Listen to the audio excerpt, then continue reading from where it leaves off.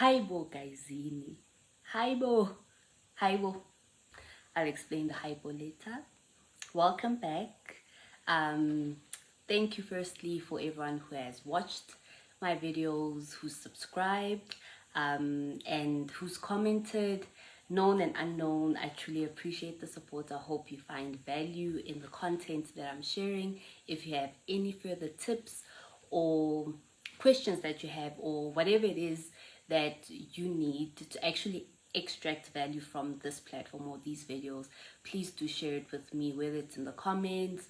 I think there should be an email address in the description somewhere. If it isn't, let me know. But yeah, please do reach out. I look forward to interacting with each and every one of you. If you have any questions or videos or something that you want me to address on this platform, please do send your questions or type them out in the comment box, and I'll make sure to incorporate them in a video or two sometime in the future. And I also want to give a shout out to my second subscriber. After I uploaded my first video, I didn't promote my videos immediately, or that video immediately, and I don't know how this person found this channel. So I just want to give them a shout out, because honestly my first video or my first subscriber is someone I know, someone I appreciate, and a lot of my subscribers are people that I know currently, and even that I appreciate sincerely. But you know, for someone to not know you and immediately subscribe and comment, it's actually exciting and encouraging. So I want to give a shout out to my second subscriber at anybody606. Shout out to you. You are my second subscriber, and I think my first unknown or first subscriber that I don't know personally. So thank you. Welcome to the first Red Perspective video or episode, right? And it's not my first attempt trying to record this video because of technical difficulties. Hence I started the video by saying haibo, because haibo, I've gone through it in the back end, and I'm hoping that this is actually my final take.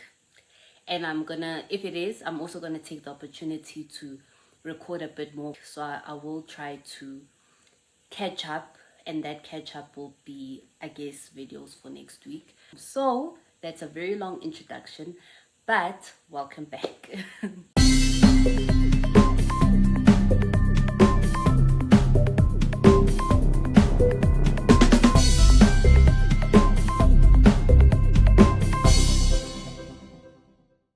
For those who need a reminder what the Red Perspective is about, it's basically me speaking from the point of view of being a law-abiding citizen, but one that is hot and bothered, right? So today, as I'm filming this, it's the last day of January. Technically, by the time you guys watch this, it will probably be the first week of Feb. February is a very important month for us as law-abiding citizens. It is the month when our budget speech is tabled. Our finance minister, Mr. Enoch Godongwana, has sent out an invitation for submissions of our views as South African citizens to share on certain topics. Not very limited to much, but there are specific topics that we'll go through in this video.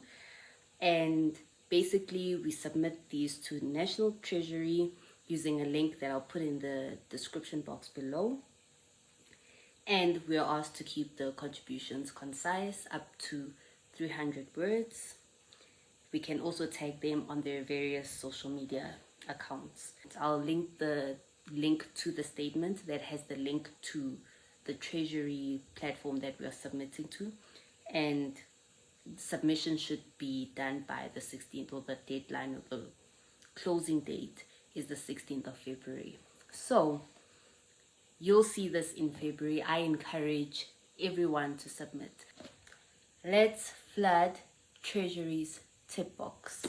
My encouragement is to make your voices heard as taxpayers, because every 5 years we get to vote, but as taxpayers, we're not as effective in getting ourselves heard or effecting the change that we might want to see in the country through voting.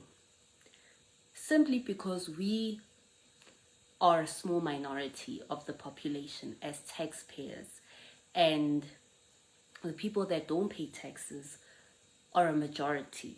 So if you are concerned about what's happening with the money that you are giving over to the government, involuntarily, but under a voluntary tax system that we'll speak about again, you'll come to realize that actually we have voted because you're exercising your democratic right, but that's not where you make the change because you're a minority there. But here, you potentially have a different opportunity that comes annually as opposed to every 5 years to rather express yourself. Whether it will be taken seriously or not, we don't know, but try, right? So the first thing that is put in here is government spending priorities. So this is the list of views or topics that you can submit views on. And government spending priorities, where do you want your money to be spent? It's controversial. All of these topics, politics is controversial, right? So government spending priorities, do you want your money to go more into grants versus not? Do you want your money to go into NHI or don't you? Because it's your money. If I were to put it simply, right, you are a shareholder of South Africa. You own shares. This is your country if you're a taxpayer. I'm not saying that people who don't pay taxes don't belong in this country. I'm not saying that.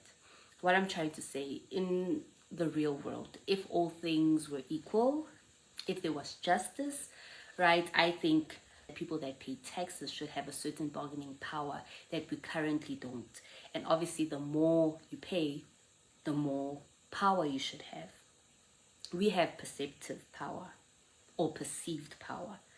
But what I'm trying to present is to say, I think if we start to realize who we are as South Africans, why it's important for us to actually hold our leaders to account or feel like we should be able to have a say in how this money is spent and how, therefore, the country is being run, is because you pay involuntarily so.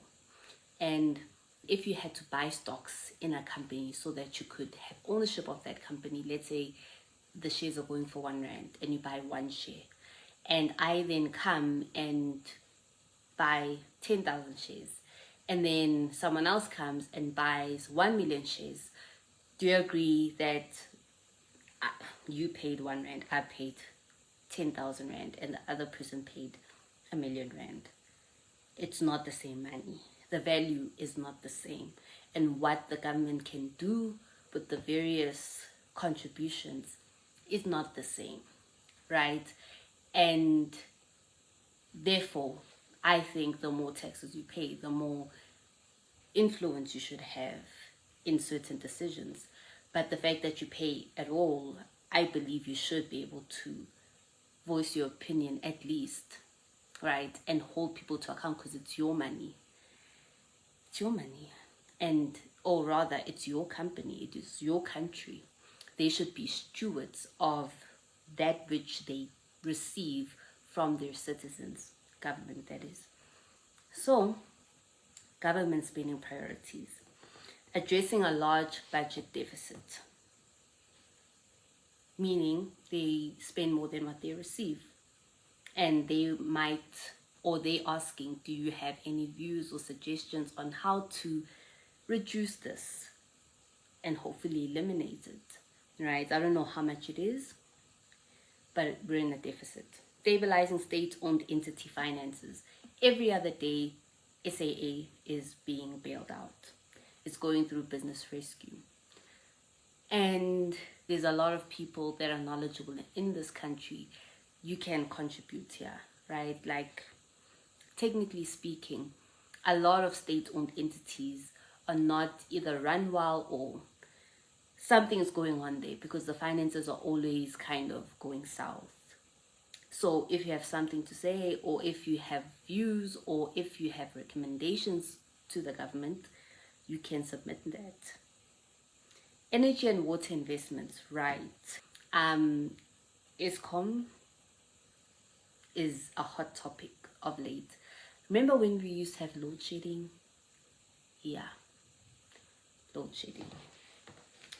That was a thing, right? And to some extent it still is, but not okay, let me not say if it's better or worse, because honestly, I don't know. But there's people who have taken it upon themselves to get off the grid.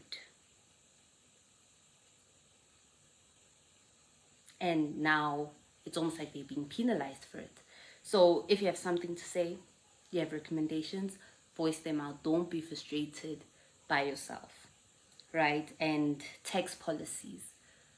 Whew, yeah, this is where I'm particularly quite passionate, right? Tax policies, and hence the decision to go down this path. If the government is saying that they are providing us with these three things as an example, and it's their duty, they take the money that we are paying in taxes to pay for these services, and therefore it should be to our benefit to actually obtain these services. But if they fail to provide these three services, they should be able to compensate us for failing, because they have taken money but they have not delivered, right? So the medical aid tax credit is actually one of those examples where the government is saying, okay, I should provide medical care to all my citizens, and it should be quality, it should be affordable, right? And everyone should have access to it. But in South Africa, the private medical aid sector is huge, right? Most of us have medical aid if we are fortunate to be able to afford medical aid. So the government has a credit that reduces the amount of tax that is payable to the government. It's reduced by the tax credit. I'll put the table of the various factors that you use when you're making the calculation of how much your credit actually amounts to. That is then deducted from whatever tax might be payable to the government. Basically, the government is saying, you know what, you shouldn't have medical aid. The fact that you have it, I'm finding a way to compensate you. One of the things that I would even put in as a recommendation is to increase those, because you'll see from the table that we'll put up on the screen is that these factors haven't changed much over the years. And medical aid premiums increase annually without fail. So our benefit is stagnant, whereas the actual cost that the taxpayer is incurring in addition to the taxes paid is stagnant, pretty much. And that's an example of a penalty, if I can put it that way. The second example, in line with my second example, is quality education. How many of us opt for a private education system? It's quite a lot for those who can afford, again, right? Because now you either are struggling to get your kids into a good government school, right? Or location is an issue, or the standard of education or infrastructure at schools is so poor that you opt for private education. Granted, there's people who have very high dreams, aspirations for their kids, and they choose extravagant schools.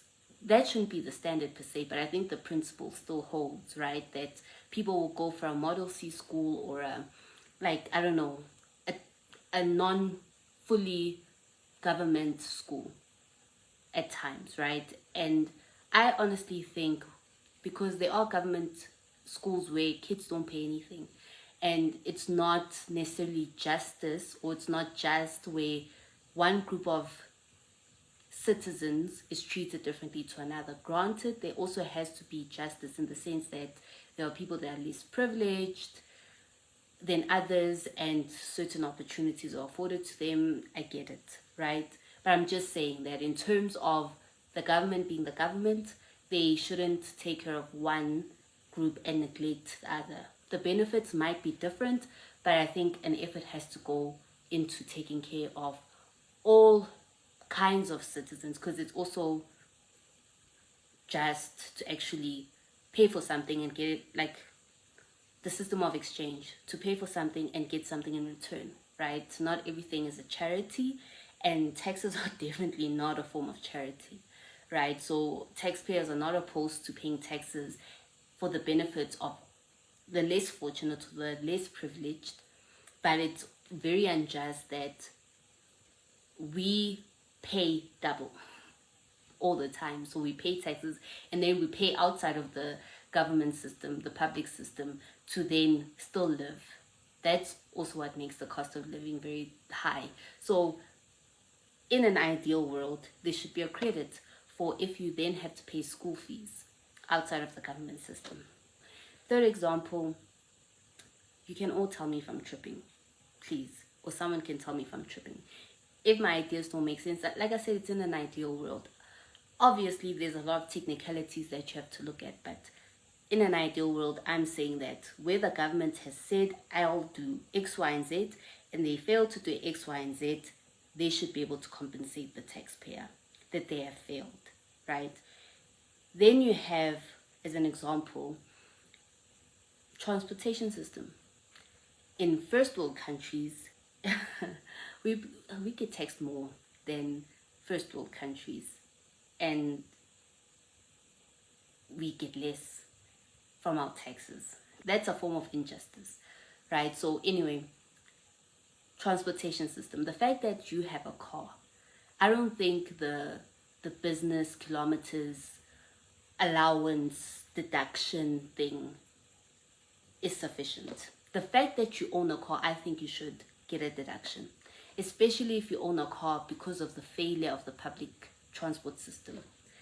I'm saying that there should be some kind of credit for the 5 years that they are paying an installment for a car, 5-6 years that they are paying an installment.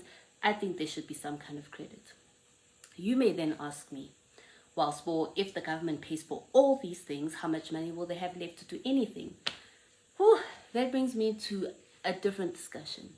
The principle of stewardship and the principle of abundance, right? And I guess both kind of go hand in hand. I want to make an example. When I was in varsity, the people that used to live on campus sometimes would be later than the people that lived off campus. It would be an interesting thing to see, and I think there's something in the human psyche that relaxes when there's a lot that is available, right? So the concept of time for these students, it's like, oh man, I'm on campus. I don't need as much time to get to the class or to the lecture room. And then you're running out of time, or you're running late because you relaxed something. I don't know, maybe people who do psychology can explain what it is that relaxes in us when there is a lot.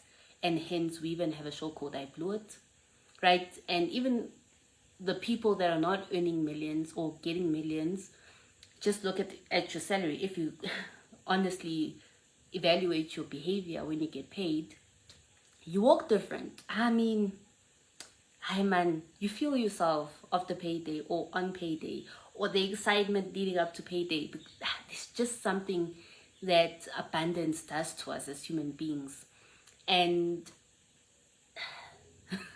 I don't know, I just find it to be interesting. It's an art to actually do well when you have a lot, right? And then you think of the kids that lived off campus, or people who don't have as much money to go around. Are they not more diligent? right? Are they not more intentional to say, you know what, I don't have enough? I think there's something that triggers in the human psyche that says, I need to make better decisions. I need to work around this limitation of resources, right? And find a way to make things work for me, or to not put myself in a compromised situation or an undesirable situation. So for me, the logic here is to say, maybe the government doesn't actually need more, or actually asking the question to say, how would the government behave differently if they knew that for every failure to deliver, we need to compensate our people for it? I know I'll have less money if I don't deliver. I need to earn this tax money, right? And not just be entitled to it. I don't know. What do you guys think? How do you think the behavior would change? Or for them to get to a point to say, actually, maybe we don't need to provide basic education, quality, quality medical care, right? Or we don't need to provide proper infrastructure. We can get away with doing something else, funding something else. Let the people dollar what they must.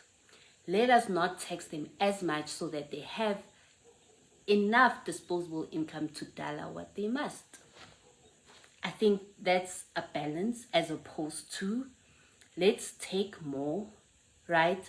Let them pay for more that we are not doing, and let us do less, and let us not even care to do more, right? Because they're going to pay for it in any case, and no one's going to hold me to account. I'll probably just get a promotion, or I know people in high places, kind of a mentality. But I'm just saying, like, can we imagine a world where the government understood that as a consequence for them not delivering, they are being penalized by having to give certain benefits that are also competitive and that are increasing every year? Taxes are increasing every year. The tax bracket doesn't increase every year, meaning that if you earn an extra, let's say, I don't know, not a specific amount, let's say you get a slight increase and you were on the first bracket last year paying taxes, it could bump you up into the second bracket by just getting that small increase, because now suddenly that tax table didn't adjust itself to move to say, okay, technically you increasing maybe your salary by 2,000 rand still keeps you in the same bracket as much as you're earning more. Meaning, if it's not moving with your salary, you moving up the brackets as if you can actually afford to pay those taxes, and then you are getting less money to go home with.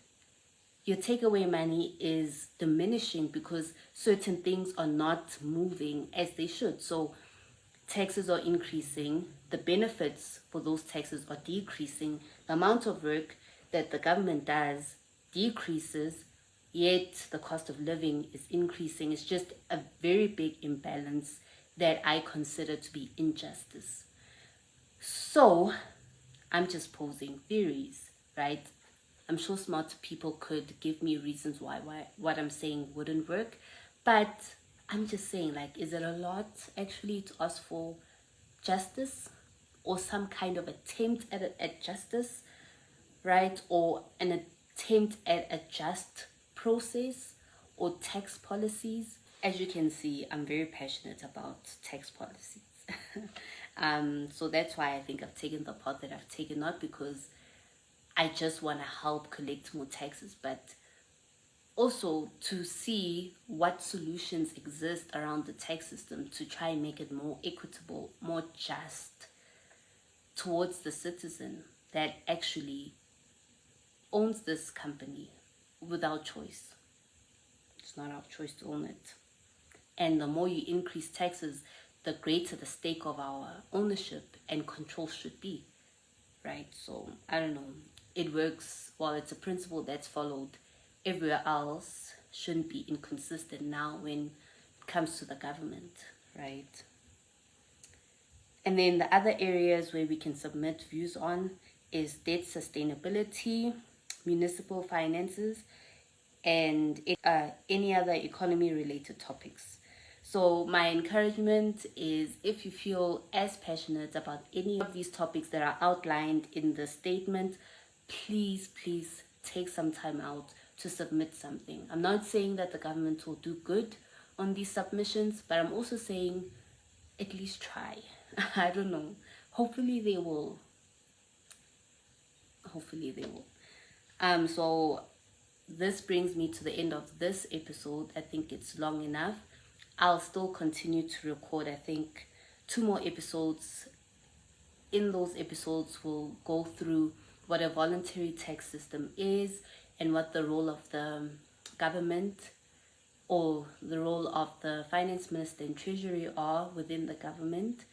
And then we'll have another episode where we just break down or go through some statistics on who's actually paying taxes in SA, right? And yeah, we just want justice, right, guys?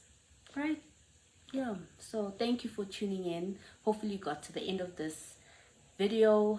Thank you for joining once again, and God bless and take care.